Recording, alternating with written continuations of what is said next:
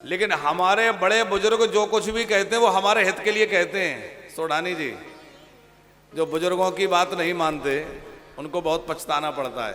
सत्राजित की मृत्यु आगे इस मणि के कारण ही हुई है। हत्या हो गई, भाई की हत्या, भाई भी मारा गया संग के द्वारा और समय ये भी मारा गया। बड़े बूढ़ों की बात सत्राजित ने नहीं मानी। हमारे राम जी जो हैं ये बुजुर्गों का बड़ा सम्मान करना जानते हैं। जिस समय राम जी वनवास की यात्रा में थे तो निषाद राज गोह राम जी से मिलने आए। राम जी की और निषाद राज गोह की मैत्री हुई। तो उस समय निषाद राज गोह की मां जो है वो भी राम जी का दर्शन करने आई।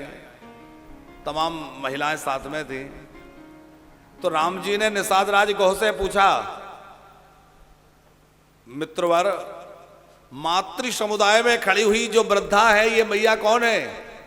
निषाद राज गोह ने कहा कि ये मेरी मां है। तो सुना कि मेरे मित्र की मां है तो फिर मेरी भी मां हुई। भगवान ने विचार किया, राम जी ने। तो जिस भाव से कौशल्या मैया को प्रणाम करते हैं उसी प्रकार हमारे राम जी जो है साष्टांग भूमि पर लेट करके और निषाद राज गोह की मां को प्रणाम कर रहे हैं। ये बुजुर्गों का आदर करना राम जी जानते हैं। जब कैकेयी ने कहा कि जाओ राम जी को बुला लाओ, दशरथ जी जो है मूर्छा में है, रात भर से राम राम राम कहते हैं, जैसे ही मूर्छा टूटती है राम राम कहने लगते हैं, तो राम को बुला लाओ। तो सुमंत जी राम जी को बुलाने गए तो वहां क्या लिखा है कि राम सुमंत ही आवत देखा। राम जी ने सुमंत को आते हुए देखा तो कैसे आदर किया?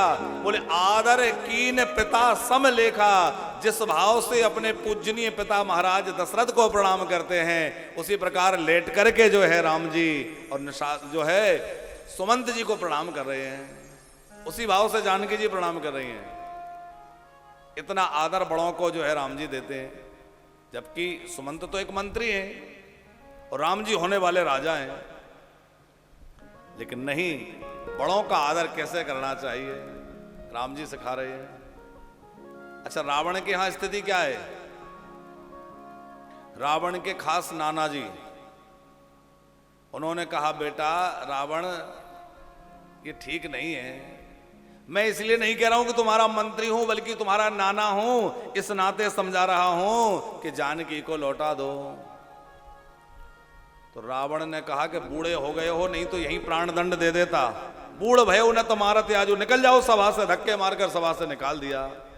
और जिस रावण की सभा में वृद्धों का ऐसा अपमान होता है, उस रावण को आज भी जलना पड़ रहा है। आज भी लोग रावण को जलाते हैं।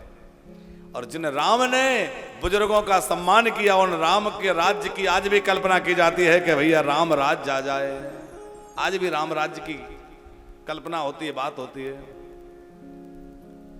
राम और रावण के व्यक्तित्व में क्या भेद है, इसी को तो समझना, कथा समझना है कि राम की दृष्टि क्या है और रावण की दृष्टि क्या है। राम क्या करते हैं और रावण क्या करता है, कृष्ण क्या करते हैं और कंस क्या करता है, यही तो समझना कथा है। जो बड़ों का आदर करना नहीं जानता वह रावण की प्रवृत्ति का है। और जो सबको सम्मान दे, सबको आदर दे, सबको प्रेम दे, वो राम के पक्ष का है, राम के जैसे ही है। राम जी बड़ों को आदर देते हैं।